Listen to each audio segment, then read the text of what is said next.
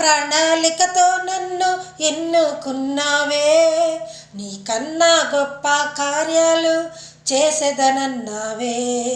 మనుషుడవు కావు నీవు మాట తప్పుటకు, మనుషుడవు కావు నీవు మాట తప్పుటకు.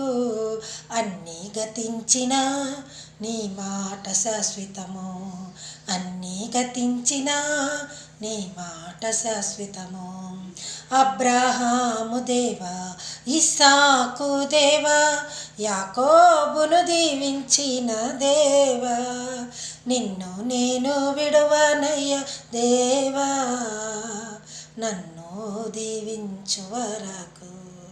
నిన్ను నేను విడువనయ్య దేవా, నన్ను దీవించు వరకు. ప్రేమ కలిగిన తండ్రి యేసయ్యా, గొప్ప ప్రణాళికతోనేమో తండ్రి మమ్మల్ని ఎన్నుకున్నావయ్యా. నీవు మనుష్యుడివే కాదు తండ్రి, తండ్రివి దేవుడవు కనుక, నీవు మాట తప్పేవాడవు కాదు కనుక మేము విశ్వసించాలి, నమ్మాలి తండ్రి. ప్రతిరోజు వాక్యం చూసుకుంటున్నామయ్యా. ఆ వాక్యంలో ఎన్నో గొప్ప విషయాలు మీ గురించి మేము తెలుసుకుంటున్నప్పుడు తండ్రి, మాకు ఆ దీవెనలు మాతో ఉండాలని అడుగుచున్నామయ్యా.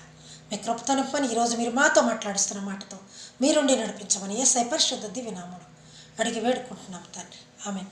రండి, ఈరోజు కూడా వాక్య భాగంలోకి వెళ్దాము. ప్రతిరోజులాగా ఈరోజు 53వ కీర్తన 6వ వచనంలోకి వచ్చున్నాం మనం. 53వ కీర్తన దావీదు కీర్తన, మరి 6వ వచనంలోకి వచ్చినాము. రండి చదువుకుందాం. సియోనులో నుండి ఇశ్రాయేలునకు రక్షణ కలుగునుగాక, సియోనులో నుండి ఇశ్రాయేలులకి రక్షణ కలుగునుగాక అని చెప్తున్నాడు.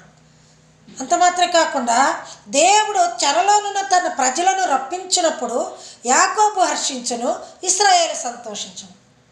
చెరలో, ఐగుప్తు చెరలో ఇశ్రాయేలు ప్రజలు బానిసత్వములుగా ఉన్నప్పుడు వారికి సియోనులో నుండి రక్షణ కల్పిస్తున్నానంట. సియోనులో నుండి రక్షణ కల్పిస్తున్నాడు కనుక యాకోబు హర్షించును, ఇశ్రాయేలు సంతోషించును.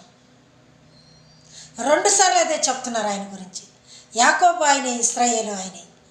యాకోబు హర్షిస్తాడంట, ఇశ్రాయేలు సంతోషిస్తాడంట. నిజముగా నీవు కూడా చెరలో ఉన్నావా, బాధల్లో ఉన్నావా, సియోనులో నీకు సంతోషం కలిగిస్తానంటున్నాడు. సియోనులో నుండి నీకు కుటుంబానికి నీకు రక్షణ కల్పిస్తానని చెప్తున్నాడు దేవుడు. అప్పుడు చెరలో ఉన్న తన ప్రజలను రప్పించినప్పుడు, వారిని విడిపించినప్పుడు, నీ బాధల నుండి నిన్ను విడిపించినప్పుడు యాకోబు హర్షించును, ఇశ్రాయేలు సంతోషించును. నిజముగా ప్రభు నీతో ఉన్నప్పుడు నీవు సంతోషించడానికి ఆయన ఎన్ని విధాలుగైనా నిన్ను